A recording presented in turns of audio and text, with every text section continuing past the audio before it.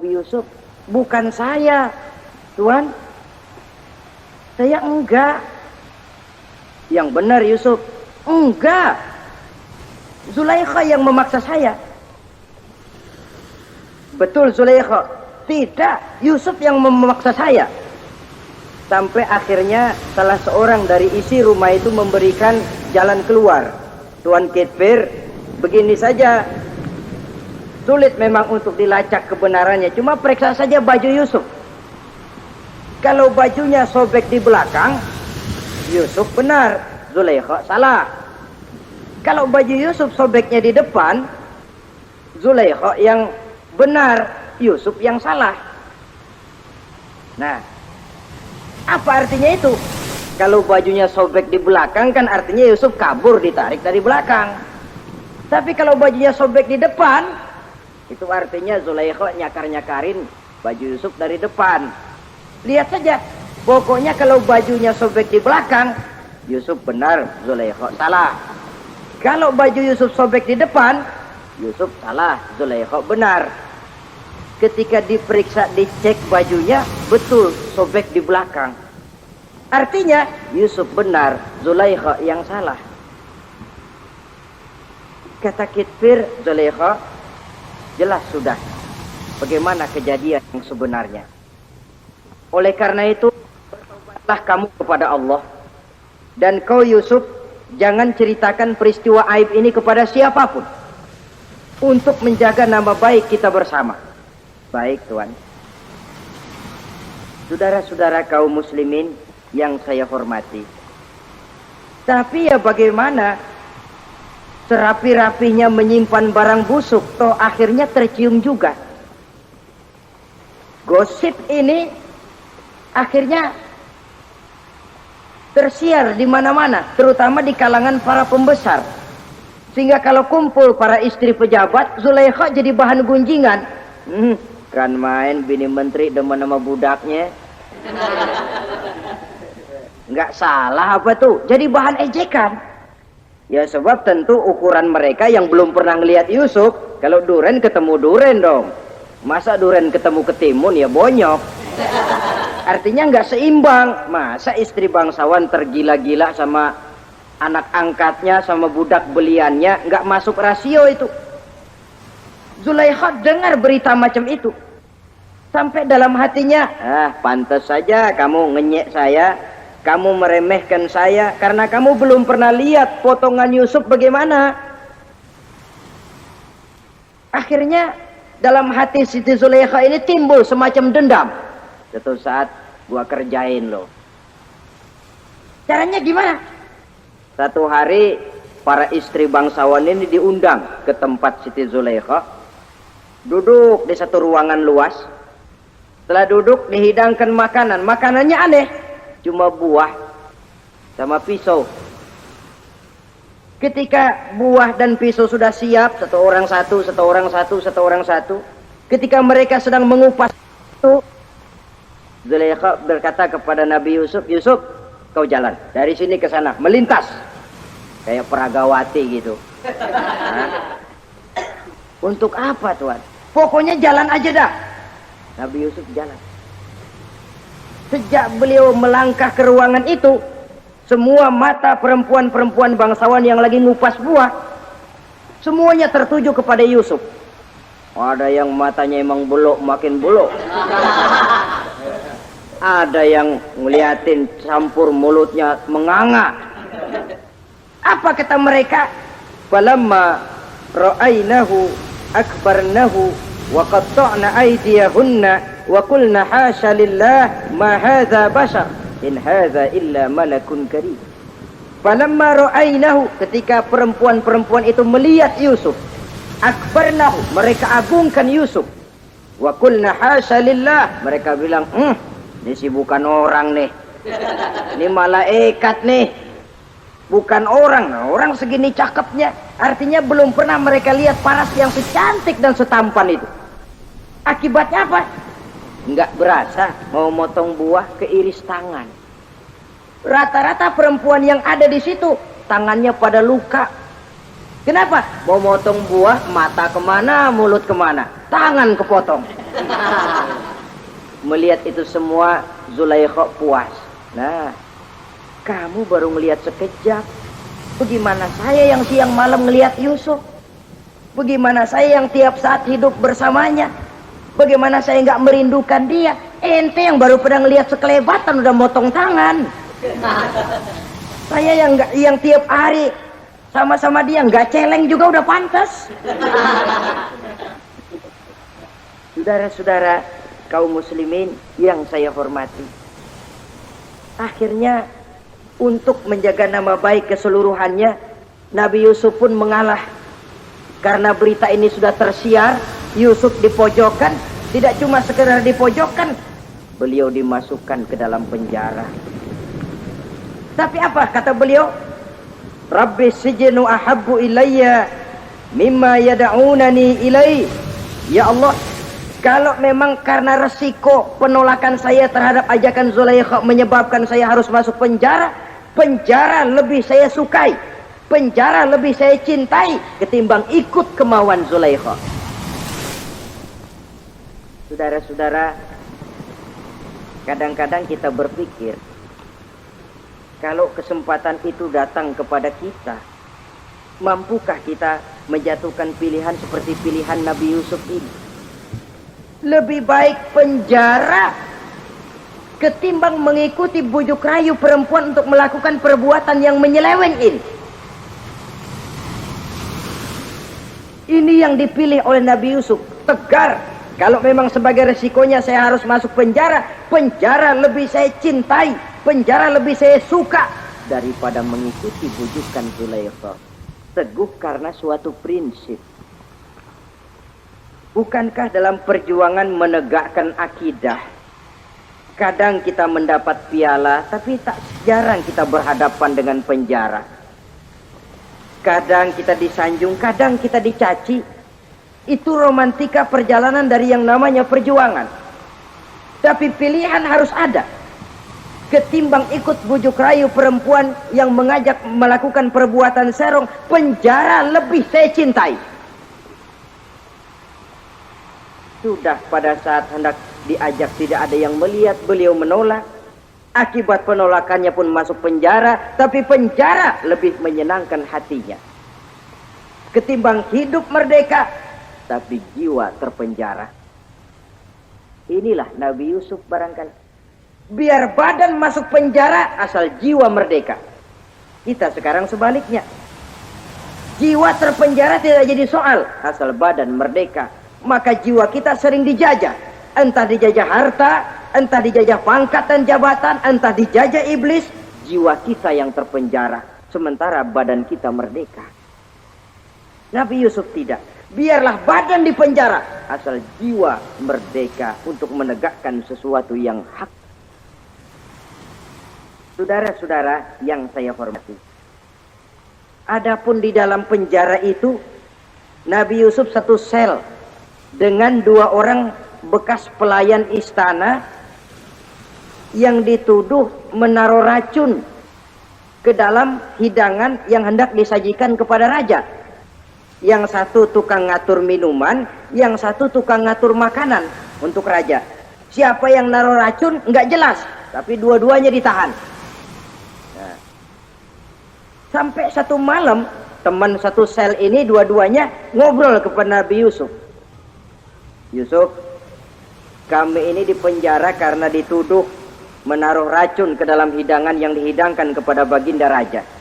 Siapa yang salah kami sendiri tidak tahu. Saya nggak ngerasa naruh racun, kata yang tukang ngatur minum. Saya juga enggak, kata yang tukang ngatur makan. Sampai satu malam mimpi.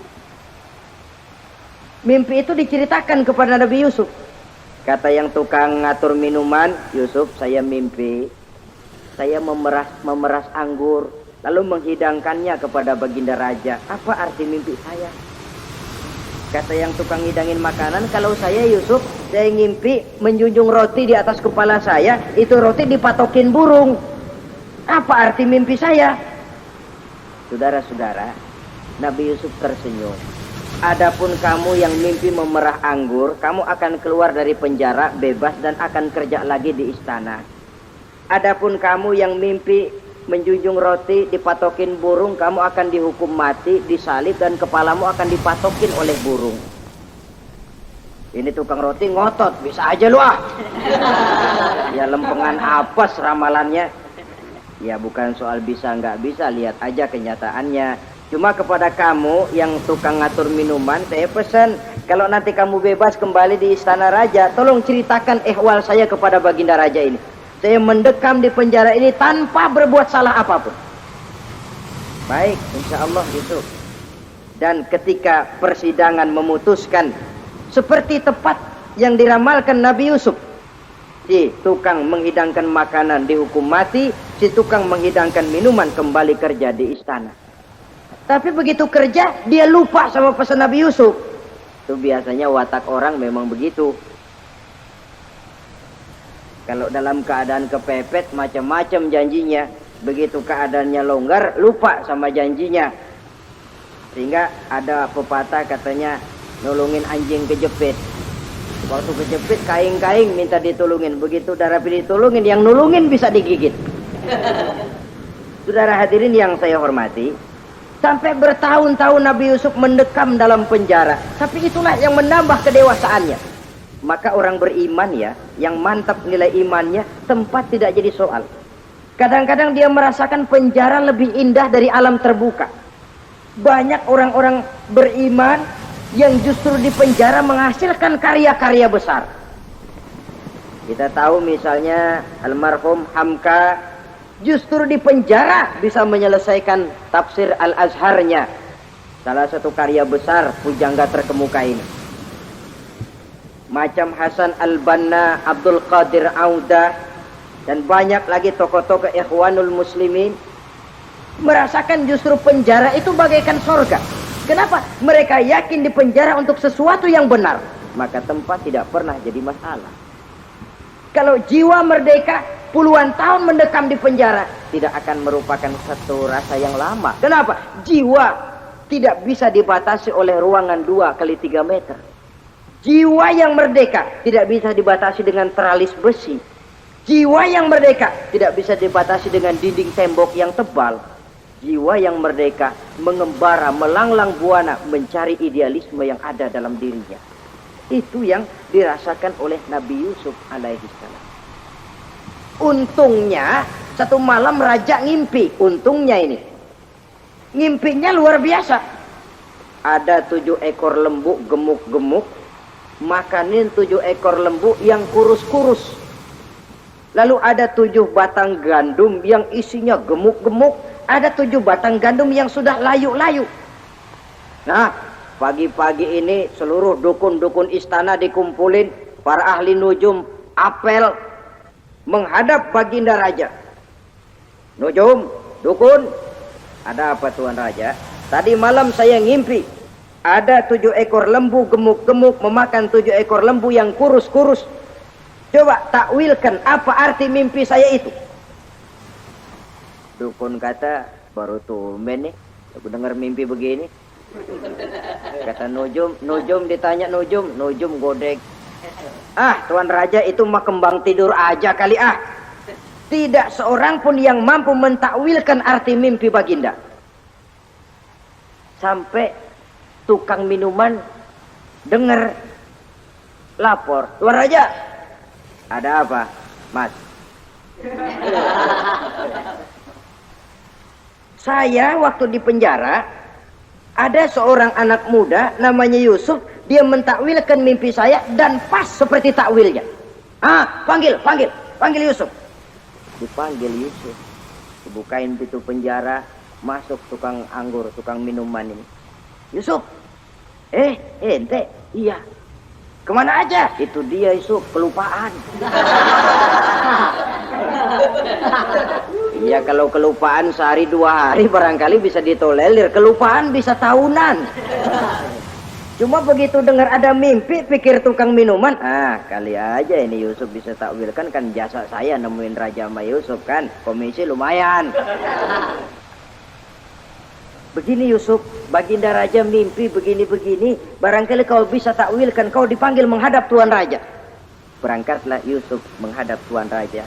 Sesampainya di sana, mohon maaf Tuan Raja, menurut takwil saya, arti mimpi Tuan Raja itu akan datang satu masa di mana 7 tahun lamanya negara ini subur, makmur, aman, tentram, gemah, repah, loh genawi, toto tentrem, kertora harjo. Tapi akan datang setelah itu 7 tahun lamanya di mana musim kemarau membahana, tanah menjadi kering, pagal, rakyat diancam kelaparan. Dan kita harus siap-siap untuk itu. Itu takwil mimpi Tuhan. Caranya bagaimana, Yusuf, mengatasi krisis kelaparan ini? Ya kita bikinlah gudang-gudang untuk menyimpan makanan. Kalau lagi panen jangan mumpung. Ingat pada satu saat kita akan paceklik. Sehingga kata orang-orang tua dulu, kalau lagi sehat, ingat dong bakalan sakit. Kalau lagi kaya, ingat dong bakalan miskin. Semuanya itu milik daripada kehidupan. Tidak ada orang yang ketawa terus dalam hidup. Tidak ada orang yang nangis terus. Semuanya silih berganti, datang pergi, patah tumbuh, hilang berganti. Dunia hari ini bikin kita ketawa, besok dia buat kita menangis. Hari ini dibuatnya kita senyum, besok dibuatnya kita berurai air mata. Hari ini dijadikannya kita kaya, besok dijadikannya kita kere. Pantas kalau orang bilang wamal hayatud dunya, Allah mengatakan wamal hayatud dunya illa lahun wa la'ib. Hidup dunia ini cuma sandiwara. Tiap kita sekarang sedang memegang peranan. Ketika memegang peranan, ya jadi orang kaya peranan, jadi kiai peranan, jadi jenderal peranan. Sama saja dengan wayang golek. Gatot Kaca yang bertulang kawat berotot baja, punya ajian beraja musti, gagah perkasa, bisa terbang di angkasa.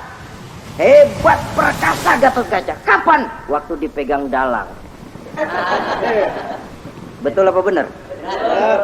Gagahnya Gatot Kaca, sakti mandragunanya sang Gatot Kaca. Kapan itu? Waktu dipegang dalang. Begitu peranannya selesai, sama dalang dimasukin ke kotak, diem aja Gatot Kaca. Terbang kek? Enggak, diem aja. Begitulah kehidupan ini. Gagah kita menyandang bintang 4 di pundak. Gagah kita membawa harta yang banyak. Gagah kita memegang jabatan ini dan itu. Waktu oleh sang sutradara dimasukkan ke dalam lubang yang luasnya tidak lebih 1 kali 2 meter. Enggak bekutik.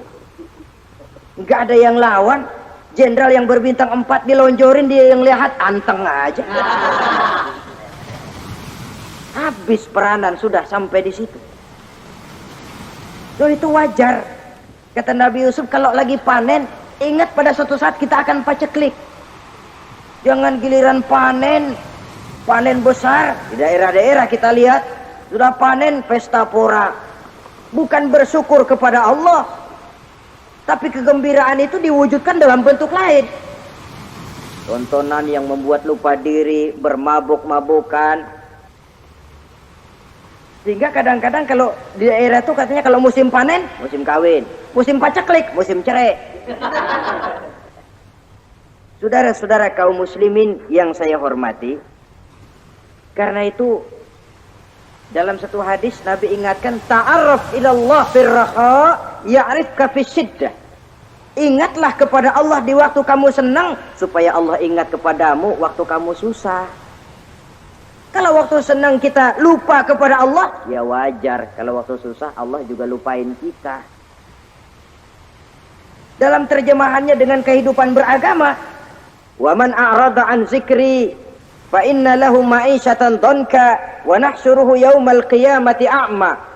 Siapa yang berpaling daripada peringatanku, kata Allah, aku akan berikan dia penghidupan dan kehidupan yang sempit.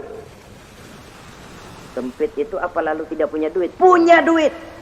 Apa tidak punya harta? Banyak harta. Tapi banyaknya harta, tumpukan duit tidak membuat hatinya makin luas. Tidak membuat hidupnya makin lapang. Sempit, sempit, dan sempit. Itu azab. Yang paling celaka, wa nahsyuruhu yaumal qiyamati a'ma. Di akhirat kami kumpulkan dia bersama orang-orang buta. Allahu Akbar. Di padang mahsyar, dikala orang sibuk, pusing dengan urusan masing-masing, buta lagi. Yang gak buta aja pusing. Mereka teriak-teriak, qala rabbi lima hasyartani a'ma wa qad kuntu basira. Ya Allah, kenapa kami buta padahal waktu di dunia kami melihat? Allah jawabnya enak aja, kadzalika atatka ayatuna fanasitaha wa kadzalika al-yauma tunsa. Rasain dulu.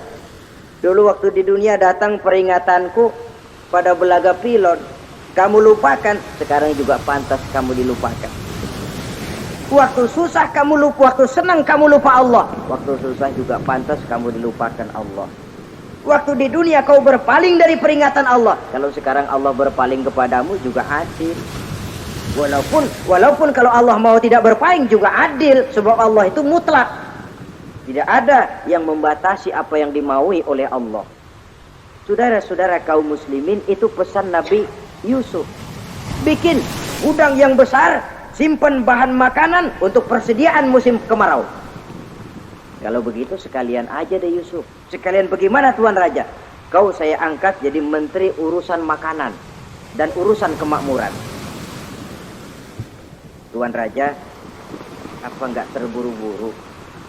Kau bisa mentakwilkan mimpi saya, bahkan kau bisa mencari jalan keluar. Ini sudah sesuatu yang menguntungkan Yusuf. Mencari jalan keluar ini pemikiran yang menteri saya belum bisa berpikir kayak kamu. Sudah, kau pegang jabatan ini. Nabi Yusuf tidak minta, diberikan. Ada pesan, jangan memberikan jabatan kepada orang yang meminta. Tuh, kalau orang sudah minta tentu ada pamrih dan ada tendensi. Jangan memberikan jabatan kepada orang yang banyak ngeluarin duit untuk mencapai jabatan itu. Sebab apa? Kalau orang mendapat satu jabatan karena banyak ngeluarin duit, maka pekerjaan pertama yang akan dilakukan setelah mencapai jabatan itu ialah dia akan berpikir, bagaimana caranya biar modal gua pulang. Orang jadi gubernur, jadi menteri karena banyak ngeluarin duit, belum dia sempat kerja buat kepentingan rakyatnya, dia lebih dulu akan berpikir bagaimana duit yang saya keluarin supaya pulang. Sisanya kalau ada, barulah untuk kepentingan rakyat, itu pun kalau keburu. Saudara-saudara yang saya hormati, Nabi Yusuf tidak pernah minta jabatan. Raja memberikan jabatan itu. Dan tepat seperti takwil beliau, musim kemarau datang, rakyat dilanda kelaparan, lalu berbondong-bondong ke istana mencari bahan makanan. Yusuf langsung mendrop bahan makanan ini. Alhasil saudara-saudara, bahaya kelaparan ini sampai juga ke daerah tempat di mana Nabi Yakub tinggal. Lalu beliau utus anak-anaknya. Saya dengar di negeri Mesir ada seorang menteri muda yang tampan dan baik hati. Pergilah kau ke sana dan mintalah makanan darinya. Berangkatlah mereka ini. Saudara-saudara, Nabi Yusuf lihat, ini saudara-saudara saya ini yang dulu nyeburin saya ke sini. Sekarang pada antri minta jatah makanan. Kalau kita lagi di atas ngelihat orang di bawah kan enak, yang bawah kelagapan. Kayak orang sedang berkuasa, namanya lagi berkuasa, ngomong apa juga benar. Orang kalau lagi berkuasa kentut bagus masih. Tapi kalau sudah jatuh, jangankan apalagi buang angin, batuk aja diomelin. Miskin batuk melulu lah. Di atas itu, posisi di atas gampang buat mob. Andai kata Nabi Yusuf waktu itu mau menteror, membalas saudara-saudaranya, kesempatan emas. Tapi memang hatinya hati yang mulia, jiwanya jiwa yang besar.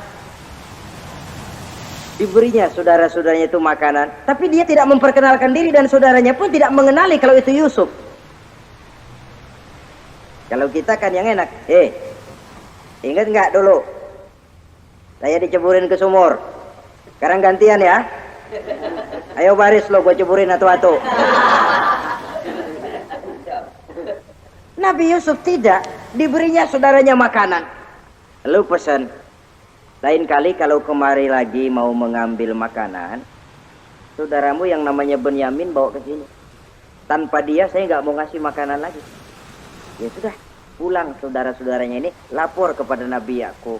Abah, itu menteri pesan kalau kamu yang mau ngambil makanan lagi Benyamin harus dibawa. Kalau nggak dibawa kami nggak akan dikasih makanan. Nabi Yakub curiga lagi. Dulu Yusuf hilang.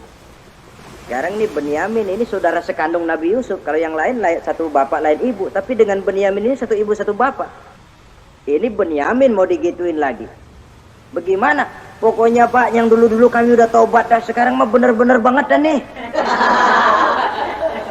Biasanya sekali lancung ke ujian itu, seumur hidup orang nggak percaya.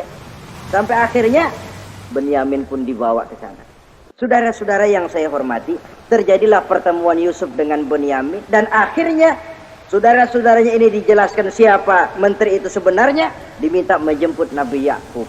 Bertemulah Nabi Yusuf dengan ayahnya Nabi Yakub alaihissalam.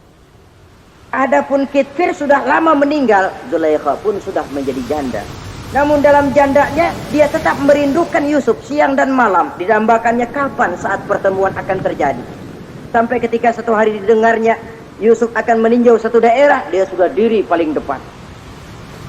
Ketika Yusuf lewat, dia nyindir dengan katanya, Maha suci Allah yang memuliakan orang yang takwa dan menghinakan orang yang berdosa. Merasa ada sindiran, Yusuf nengok. Zulaikha kan? Iya Yusuf. Kitfir bagaimana? Sudah meninggal. Lalu keperluan apa sekarang? Saya cuma memerlukan engkau Yusuf.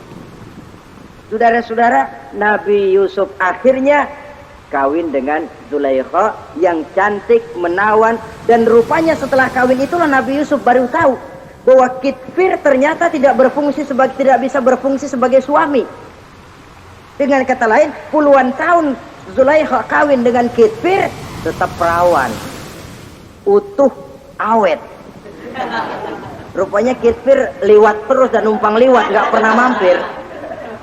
Dan sejak saat itu berbahagialah Nabi Yusuf dengan Siti Zulaikha. Kita ambil hikmah dari riwayat singkat ini. Pertama, kecantikan zahir lebih penting, kecantikan batin lebih penting dari kecantikan zahir. Alangkah lebih baik lagi kalau kecantikan zahir itu berpadu dengan kecantikan batin.